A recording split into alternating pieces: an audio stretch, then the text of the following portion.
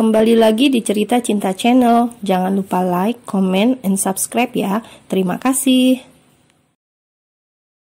Setelah mendapat persetujuan Sena, Hanan kembali mengikis jarak, kembali menurunkan wajahnya dan menyesapi leher sang wanita, terus turun sampai Sena menahan kepalanya. "Jangan," pinta Sena, dan Hanan menurut. Walau kecewa, namun entah kenapa ia malah merasa bahagia. "Baiklah Sen-sen, tidak lanjut," jawab Hanan dengan terkekeh, lalu mengecup sekilas bibir Sena dan mulai membenahi baju sang gadis. "Tanda merah ini adalah tanda kamu jadi bebiku. Saat sudah hilang, aku akan membuatnya lagi," goda Hanan sambil menunjuk tanda merah itu. Gadis yang baru memasuki usia 20 tahunan ini hanya menurut, seolah kini Hanan adalah pusat hidupnya. Mungkin bagi Hanan, Sena hanyalah seorang sugar baby, tapi bagi Sena, Hanan lebih dari sekedar teman kencan. Bukan hanya tentang kesuciannya, namun perlakuan lembut Hanan benar-benar membuatnya merasa nyaman. Setelah dirasa rapi, Hanan mengajak Sena untuk keluar. Sena mengendap-endap seperti seorang maling, sedangkan Hanan berjalan dengan penuh percaya diri, seolah gedung ini adalah miliknya sendiri. "Om, aku mau cari Ibu Yona dulu ya," pamit Sena saat mereka sudah keluar dari ruangan itu. Dengan terkekeh, Hanan menjawab, "Memangnya kamu tahu ruangan Bu Yohana?" Pelan Sena menggeleng. "Tidak," jawabnya kemudian. Sen-sen," ucap Hanan dengan mengusap pucuk kepala Sena. "Ikutlah denganku, aku akan mengantarmu ke ruangan Ibu Yohana," ajak Hanan. Tanpa persetujuan, ia menarik tangan Sena agar mengikuti langkahnya. Sedikit memberontak, Sena menarik tangannya, merasa tak pantas bergandengan tangan di kantor seperti ini. "Nanti kalau ada orang, ini akan aku lepas," ucap Hanan sambil mengangkat tangannya yang sedang menggenggam jemari Sena. Akhirnya Sena hanya bisa menurut. Berjalan sambil bergandengan dengan jari yang saling bertautan. Berdebar tentu saja, jantung Sena rasanya ingin melompat. Lama menyusuri gedung itu, tapi anehnya selama perjalanan mereka tidak bertemu dengan siapapun. Bahkan saat masuk ke dalam lift hanya diisi oleh mereka berdua. Padahal tadi saat Sena bersama Yohana banyak pula karyawan yang kulu kilir. "Kok tidak ada orang ya Om? Memangnya di lantai atas isinya apa?" tanya Sena heran. "Di atas bagian manajemen. Cuma orang yang punya jabatan yang naik ke atas sini," jelas Hanan, dan Sena beroh ria. "Om bagian apa?" tanya Sena lagi yang mulai penasaran. Jika hanya karyawan biasa, rasanya tidak mungkin karena Hanan memiliki banyak uang, juga apartemen yang begitu mewah. Menyadari itu, Sena langsung menarik tangannya kuat. "Jangan-jangan Om Hanan atasanku," pikirnya lalu takut sendiri. "Kenapa?" tanya Hanan bingung, dan Sena hanya menggeleng kecil. Rasanya kini ia benar-benar harus patuh pada Hanan agar kehidupan pribadi dan dunia kerjanya tetap aman. Di ujung sana, Sena dapat melihat Yona. Buru-buru Sena mengambil jarak aman, bergeser agak jauh dari Hanan. Tanpa sepengetahuan Sena, Hanan memberi kode pada Yohana untuk diam. Kecil, Yohana mengangguk. "Permisi Bu," sapa Sena sopan. "Iya Sen, kamu tadi kemana? Kan saya sudah bilang tunggu," jelas Yohana bersikap biasa saja dan Hanan memperhatikan.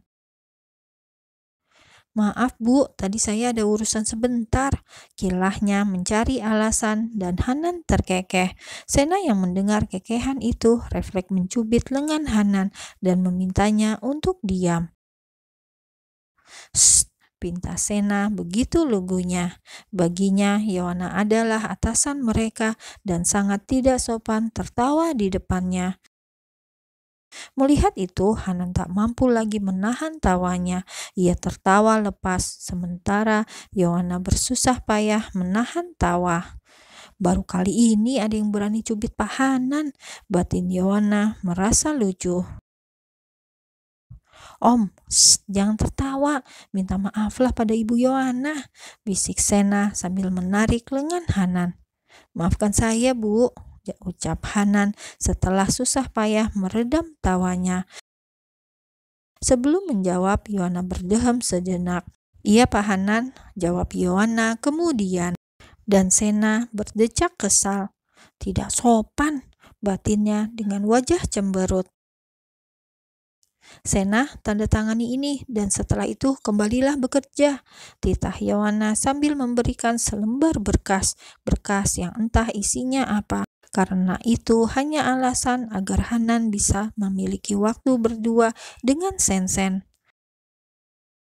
Saya permisi, Bu, pamit Sena, dan Yohana mengangguk. Diliriknya Hanan yang malah hanya terdiam. Kamu duluan saja, aku masih ada perlu dengan Ibu Yohana, ucap Hanan, dan Sena mengangguk paham. Hanan dan Yohana memperhatikan kepergian Sena hingga benar-benar menghilang. Pindahkan Feli ke cabang di Palembang, lalu bersihkan apartemen di Pondok Indah, titah Hanan, dan Yohana mengangguk patuh. Baik, Pak, jawab Yohana mantap. Lalu Hanan kembali berjalan menuju ruangannya sendiri, ruangan Wakil Presiden Direktur. Jam 4 sore, seluruh karyawan Extrafood sudah berkemas untuk pulang. Sena dan Feli antusias mendatangi kos-kosannya dulu. Meski terbilang cukup jauh, tapi mereka menikmatinya, menaiki KRL dengan senyum yang riang, lalu pindah ke busway. Telepon Mama dulu, Vel. Mereka pasti nunggu kabar kita, ucap Sena saat keduanya sudah memasuki kamar. Kemarin malam, Sena sudah menghubungi ibu kos dan sepakat untuk kembali menyewa kamar itu. Tadi mereka hanya tinggal meminta kunci. Iya, Sen, tapi aku mau cuci muka dulu, jawab Feli, dan Sena mengangguk. Duduk di pinggir ranjang, Sena menghubungi sang ibu, Sarni. Di panggilan pertama, telepon itu langsung terhubung. Sarni begitu bahagia ketika menerima telepon sang anak. Bagaimana, Sen? Enak gak kerja di sana? Teman-temanmu yang baru baik-baik semua kan? Tanya Sarni bertubi. Dan dengan senyuman, Sena menjelaskan semuanya.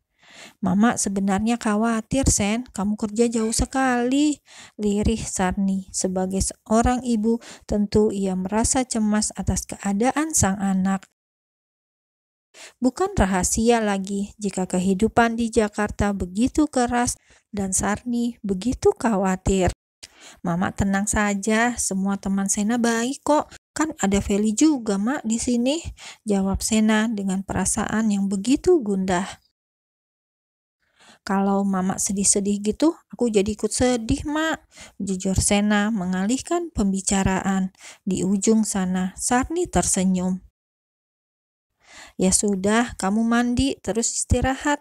Mama percaya sama kamu, Sen, terang Sarni dan membuat Sena bergeming. Bahkan sudah begitu lama, Sena menghancurkan kepercayaan sang ibu. Iya, Mak, jawab Sena lirih.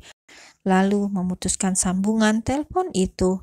Tangan kirinya bergerak naik menyentuh dadanya yang penuh dengan tanda merah.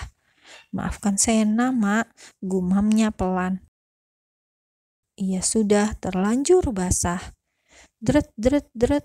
Ponselnya kembali bergetar. Ada satu pesan masuk dari nomor baru. Aku tunggu di luar, Hanan. Tanpa pikir panjang, Sena langsung bergegas keluar. Dilihatnya ada satu mobil mewah terparkir di depan gerbang kos-kosannya.